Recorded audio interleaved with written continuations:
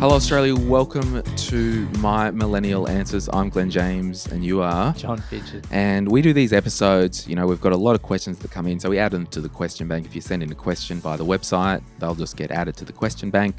The first one from Anonymous: I have a decent deposit saved and now looking to buy a 2-bedroom unit to live in. I currently live with my mum, but I'm wondering if it would be a good idea to move out and rent my own place for 6 to 12 months to prove to lenders and myself that I'm able to make regular payments, or am I better off staying at home and saving until I find a place to buy? Stay. All right, next question.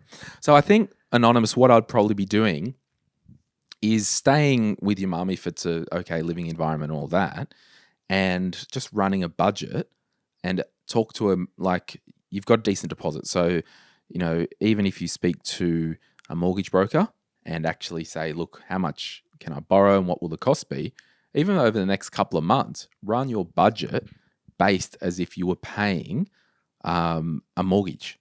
Okay? Yeah. And I mean, to prove to yourself, the best way to prove to yourself is to get a bloody home, live in it, and you'll be getting billed each month from the bank. You're going to prove to yourself pretty fast. Oh, it's going to be a shock. Yeah, just tell yourself a different story. Like the cost of moving out, $500 a week, 25 grand a year, no tax benefits. Like just stay at home. Yeah, but I mean, we don't know how old Anonymous is. You know, if they're 35, might be time to move out. I don't know. I'm not making social comments, but I think just run a budget based on what a mortgage would cost you.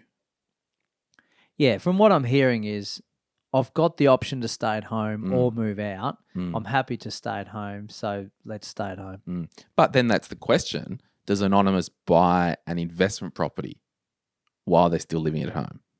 Yeah, well, that's... Like they've got a decent deposit saved. Yeah, and that's a classic rent vesting scenario, isn't it? Low costs in your own life and then build your Because assets. I'd probably say if you are going to stay at home for another couple of years and you've got the cash flow to buy an investment property, you just want to make sure that, you know, again, run a bit of a budget based on if you had that investment property and had to move out as well and pay market rates rent. Yes. So you just want to run some scenarios just to see how it stacks up. Totally, yeah. Siobhan asks, in one of your very early episodes, you mentioned rent shouldn't be more than 30% of your pay. Hers is 50%, and she's struggling to find a job with a higher income. Any tips? It's not what you earn, it's what you keep. Well, so basically, I, as a guide, like to say no more than 30% of your net income on accommodation. So that's rent, mortgage repayments, not including like insurances and rates, but just the actual payment. Yeah. The reason why you start getting over that, like 20 to 25 is ideal as well. I mean, 0 is ideal if you owned a place outright. But what you need to just be aware of, over 40%, you technically move into mortgage stress land. So when they look at people in mortgage stress or rent stress, they usually look around the 40% mark. Yeah. So while, 50%, it might be okay in the very, very, very short term, but longer term, a couple of things are going to happen. You're going to get behind with your other bills. You're going to end up in debt because you're going to want to do stuff and you can't afford it. Yeah. So you're struggling to find a job with a higher income. Any tips? Well, I would personally think you need to go, okay, in 3 months' time or whatever, 2 months, 6 months, whatever that is, go, if my situation doesn't change, either higher income or I fall into a cheaper place to rent or something, I have to actively get the hell out of there. Yeah. If you want long-term prosperity in your life.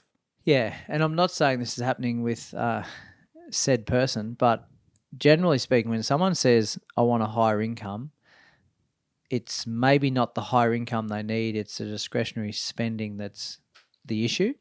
Yeah, but if you're spending 50% of your net on rent. Yeah, which you could argue some of that is discretionary because you don't actually need to maybe spend that much. Yeah. So if you're spending 50%, a lot of your life, I would argue, would be compromised. So it comes back to what you value most.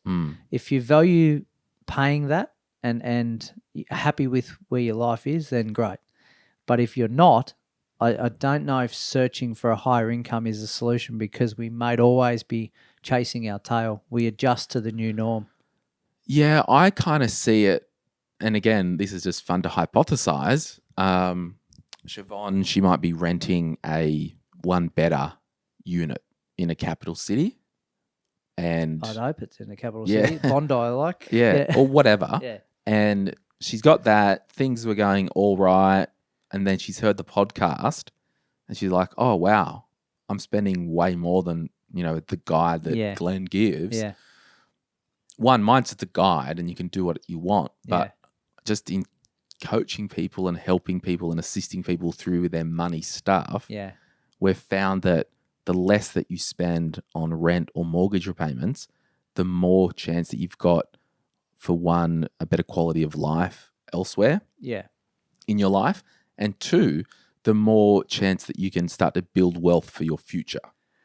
Yeah, even if she has come from that scenario that you mentioned and she drops it to 40, she peels off 5% for savings and 5% increases her lifestyle. But I mean, it's going to be tight anyway. So again, I think it's more of I would set a 3-month, whatever that is, and go, something's got to change by this time, whether that's a temporary side hustle, or I do some education and upskill so I can get a higher income. I don't know, but...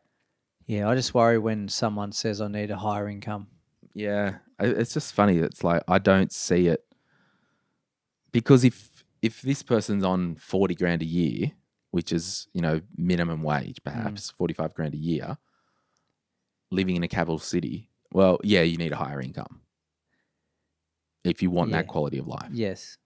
But if it's, I need a higher income because I need to buy more Gucci handbags or Gucci socks, that's where your point is valid. That's my point, yeah. Because I've seen combined family incomes of 200-300K and they still need higher incomes. Oh, yeah. I want a higher income. Yeah. Nath does as well. Yeah. Kathleen asks, I'm struggling to pay off a credit card and interest is high, but I can't get a new credit card to do a transfer at the moment. What do I do? Don't she can't balance transfer. Pay it off. Well, I think you can't do anything other than acknowledge that, Kathleen, your reason for living with respect and dignity and all that. I've got to be a lot softer, John, because we get complaints that I'm too harsh. Do you want me to be hard? Your reason for living, Kathleen, your reason for living financially is to pay down that credit card. Yeah. That's your sole financial reason for living. Now, that might be, I've got debt, I need a side hustle, or I need to work part-time after hours or something just to smash that debt. Because the problem is, Kathleen, when you're in debt and you get a balanced transfer, the interest rate isn't actually your problem. No. It's the capital repayments. It's the fact that you've overspent and it needs to be paid off. Sure, the interest rate's a factor, yes. Yeah. But we don't want you to move the debt to somewhere else thinking that you've done something where you haven't done anything. You've just moved the debt. We need to change our behavior. Yeah. We need to get dialed in, encouraged. And your reason for living is to pay off the credit card and to know that going forward, consumer debt hasn't blessed you to date. No. Yeah, it's a feather brick truck moment where you've got to learn from it and pay for it the hard way, and you'll learn from it and be a better person as a result and not get yourself into that position again. What's the feather brick truck? So the feather brick truck concept is... What weighs more, a ton of bricks or a ton of feathers? No. So something happens to me in my life and it sort of gave me a brush with a feather. It's like, oh, well, that hurt, or that sort of woke me up a little bit. If I didn't do anything about it, the brick could hit me next, which hits me a bit harder. Right. And then again, if I don't do anything and change my ways, the truck rolls me over. Well, yeah, I'd rather get hit with a feather. Feather's a bit lighter, isn't it? Chloe asks, are offset accounts worth it? 100%. Yeah. So just explain why it's worth it, John.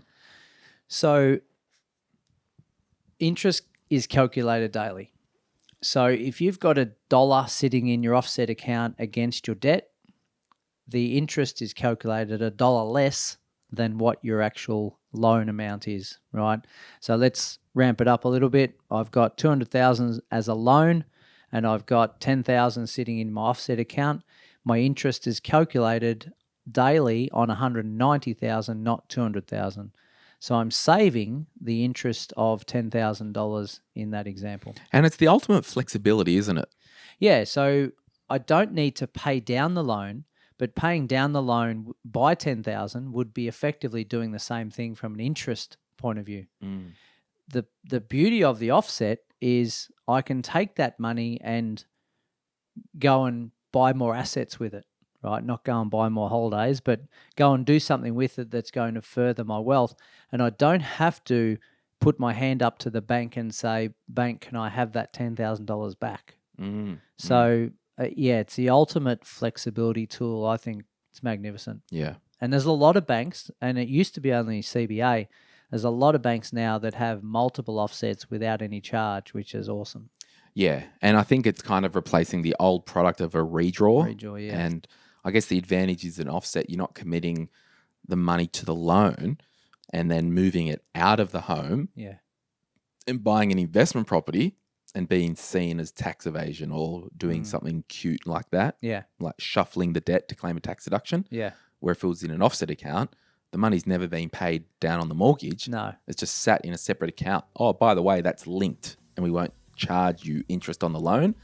But if you've got 20 grand in the offset account, you won't see an interest credit into that account. No. So there you have it. Hey, thanks for watching and listening to My Millennial Answers. I'm Glen James. This is John Pidgeon. Thank you, guys. See you later. Bye.